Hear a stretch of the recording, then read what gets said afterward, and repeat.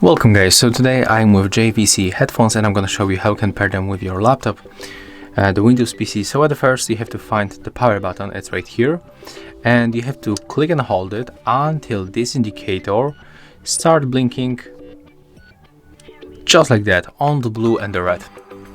It means that right now we are in the pairing mode. So the next step, we have to go for the Bluetooth settings. So to make it, you have to open normal settings, go for the Bluetooth and devices. You have to enable Bluetooth by tapping on the switcher, and then you have to click to add a device. Then select Bluetooth, and you have to keep that headset close to your PC.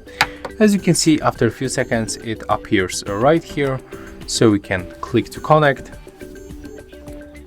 And as you can see right now we are successfully connected. As you can see, it was very simple, and that's how you can make it. If you find it helpful, remember to leave a like, comment and subscribe.